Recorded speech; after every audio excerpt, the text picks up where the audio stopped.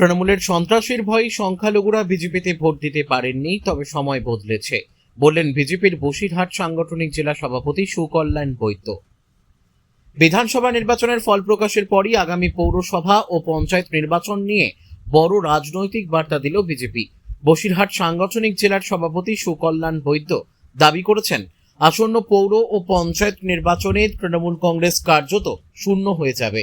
তার কথায় সাম্প্রতিক বিধানসভা নির্বাচনের ফলেই আগামী দিনের রাজনৈতিক পরিবর্তনের ইঙ্গিত দিচ্ছে। বাদুড়িয়ায় সাংবাদিকদের মুখোমুখি হয়ে সুকল্যাণ বৈদ্য বলেন, বসিরহাটে বিজেপি 2টি আসনে জয় পেলেও বাকি একাধিক কেন্দ্রেও উল্লেখযোগ্য লড়াই হয়েছে।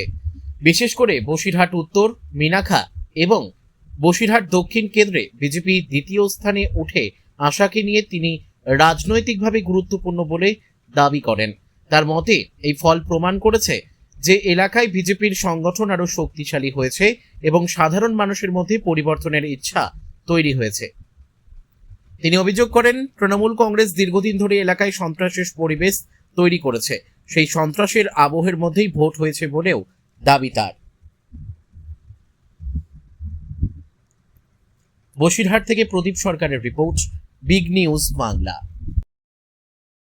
দেখুন, 2টো সিট আমরা পেয়েছি সন্ত্রাসের বিরুদ্ধে লড়াই করে, আর এছাড়াও বসিরহাট দক্ষিণ তো আমরা একদম জেতার দোরগোড়ায় এসেছিলাম। বাদুড়িয়া, মিনাখা এবং বসিরহাট উত্তরেতেও আমরা ভালো ফাইট দিয়েছি।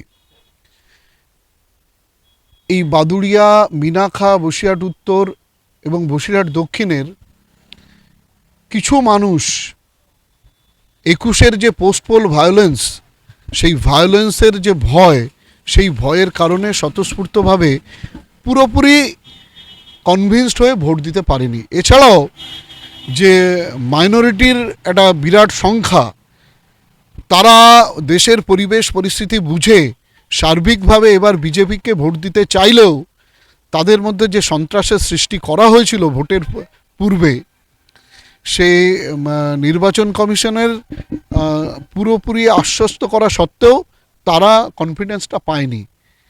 যখন নির্বাচনের ফল ঘোষণা হওয়ার পর যেভাবে এই সংখ্যালঘু অধ্যুষিত সিটগুলোতেও মানুষ আমাদের কাছে যেভাবে আসছে এবং বলছে কি পরিস্থিতিতে, কি সন্ত্রাসের পরিস্থিতিতে তারা বাধ্য হয়েছিল টিএমসির সঙ্গে থাকতে, তাতে আগামী দিনে যে লোকাল বডির নির্বাচনগুলো আছে, পঞ্চায়েত নির্বাচন, পৌর নির্বাচন, সেই সমস্ত নির্বাচনে আমি একদম দায়িত্ব নিয়ে বলছি, টিএমসি একদম সাফা চাট হয়ে যাবে। কোনো জায়গায় টিএমসির ঠিকই খুঁজে পাওয়া যাবে না। সমস্ত জায়গায় ভারতীয় জনতা পার্টি যে বিপুল ম্যান্ডেট নিয়ে বিধানসভাতে জয়ী হয়েছে, আমাদের পৌর নির্বাচনেও, আমাদের পঞ্চায়েত নির্বাচনেও বিজেপি চলে আসবে। দেখুন, আমাদের আলাদা স্ট্র্যাটেজি নেওয়ার দরকারই নেই। আমাদের সরকার প্রতিটি মানুষের জন্য ভাবে। আমরা সংখ্যালঘু সংখ্যাগুরু আলাদা করে কিছু ভাবি না। আমাদের কাছে ভারতীয় কিনা সেটাই সবচেয়ে বড় প্রশ্ন। তো যারাই ভারতীয় আছে তাদের জন্য আমরা সমানভাবে ভাবব। তো মানুষ, এটা সংখ্যালঘু সম্প্রদায়ের মানুষ, আমি বললাম তো, সংখ্যালঘু সম্প্রদায়ের মানুষ বুঝতে পেরেছে যে ব্যাপক হারে আমাদের সঙ্গে যোগাযোগ করছে যে আমরা আপনাদের সঙ্গে থাকতে চাই, পাশে থাকতে চাই। তারা কোনো পদের দাবি করছে না, তারা জয়েন করতে চাইছে না। তারা বলছে আমরা আমাদের নিজস্ব যে সত্যিকারের মতামত, সেটাতে আমরা ইভিএমে প্রতিফলিত করতে পারিনি, কারণ আমাদের সংখ্যালঘু এরিয়াতে টিএমসি এত সন্ত্রাসের সৃষ্টি করেছিল যাতে সংখ্যালঘু ভোট ভাগ না হয়, সংখ্যালঘু ভোট বিজেপির দিকে না চলে যায়, তার জন্য বলেছে এবার আমাদের সেই ভয় আর কেটে গেছে, সমানভাবে উন্নয়নের কাজ করছেন। তো সুতরাং আগামী দিনে আমরা স্বতঃস্ফূর্তভাবে আপনাদের সঙ্গে থাকব। মানে এই রাজনীতির যে পরিবেশ, সেই পরিবেশ পাল্টে যাচ্ছে, রাজনীতির পলিটিক্যাল সিনারিও চেঞ্জ হয়ে যাচ্ছে। তো আগামী দিনে এই সমস্ত সিট আমরা ব্যাপক ভোটে জিতব।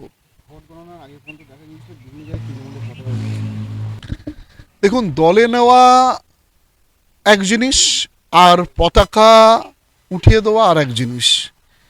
দলে আমরা আপাতত কোনো দল থেকে আমাদের নিজেদের দলে জয়েনিং করাবো না, একদম আমাদের উপরের নির্দেশ আছে। কারণ এর আগে দেখেছিলাম যে সিপিএমের আমলে যারা গুন্ডাগিরি করত, সিপিএমের আমলে যারা সন্ত্রাসের আবহ সৃষ্টি করত, টিএমসি ক্ষমতায় আসার সাথে সাথে তারা জার্সি বদলিয়ে টিএমসিতে এসছে। তো সুতরাং কোনো পার্থক্য ছিল না। সিপিএমের আমলে যে সন্ত্রাসের রাজত্ব ছিল, বরঞ্চ কী দেখেছিলাম, সিপিএমের সাদা ধুতি পরা লিডাররা যাদেরকে দিয়ে সন্ত্রাসটা করাতো গুন্ডাদের, তারাই টিএমসিতে এসে লিডার হয়ে গেছিল, যার ফলে এই সীমাহীন সন্ত্রাসটা হয়েছে।